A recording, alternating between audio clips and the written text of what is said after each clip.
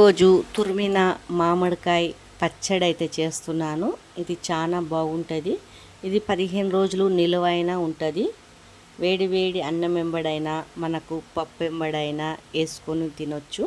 ఇలా చేసుకొని డబ్బాలో స్టోర్ చేసుకొని పెట్టుకోవాలా. మనకు ఎప్పుడు తినాలనిపిస్తే అప్పుడు తీసుకొని తినొచ్చు. నేనైతే 3 మామిడికాయలను అయితే తీసుకున్నాను.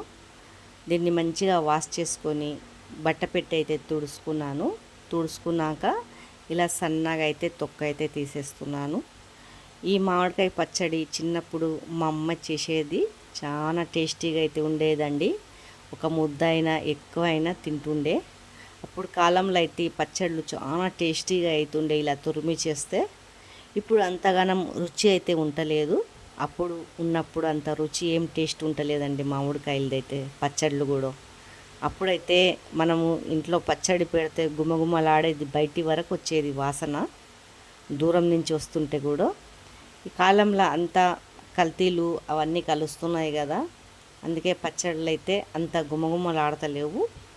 నేనైతే ఇలా 3 తొక్క తీసేసుకున్నాక సన్నగా అయితే తురుముకుంటున్నాను. మీలో ఇట్లా తురుముకున్న పచ్చడి ఎంతమందికి ఇష్టం ఉన్నదో కామెంట్ అయితే చేయండి. ఒక లైక్ అయితే ఇవ్వండి. మీ ఒక్క లైక్ వల్ల చాలా సపోర్టింగ్ అయితే ఉంటుంది. చాలామంది అయితే వీడియోలు అయితే చూస్తలేరండి, సగం చూసి వదిలేస్తున్నట్టున్నారు.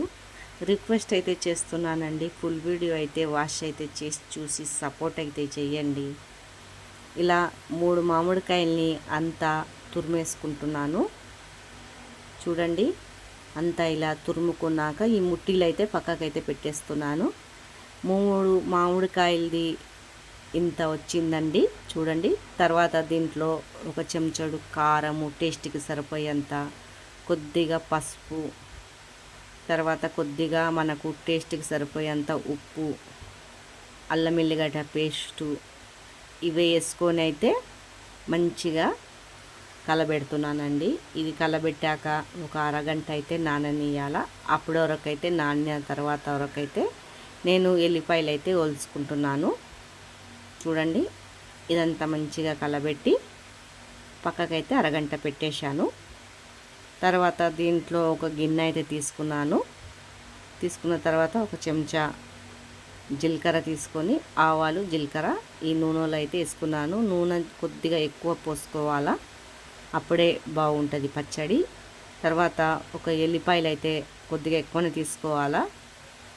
నాకైతే ఎల్లిపాయలు ఇష్టం ఉంది అని నేను ఎక్కువ వేసుకుంటున్నాను. బాగుంటుంది పచ్చడి వెంబడి అక్కడక్కడ తలుగుతుంటే ఎల్లిపాయలు. తర్వాత ఎండిన మిర్చి వేసుకుంటున్నానండి. ఇవంతా మంచిగా రెడ్గా వచ్చేసాక మనము తురిమి పెట్టుకున్న పచ్చడిని అయితే దీంట్లో అయితే వేసేసుకుంటున్నాను. చూడండి, ఇలా వేసుకున్నాక ఇది ఒక 10 నిమిషాల వరకు సిమ్ము మంట మీద ఫ్రై చేయాలండి. ఎందుకంటే దీంట్లో పసుపు మనం అంతా వేసాము కదా, అది పచ్చి వాసన పోయే వరకు మంచిగా నూనెలో గోలించుకోవాలి. ఇలా అంతా చూడండి, ఇలా అంత అయితే గోలించుకోవాలా. అప్పుడు అనేది ఆ పచ్చి వాసన అనేది వెళ్ళిపోతుంది, కొంచెం పులుపుతనం అనేది కూడా వెళ్ళిపోతుంది. చాలా టేస్టీగా ఉంటుంది. మీకు నచ్చినట్లయితే లైక్, సబ్స్క్రైబ్.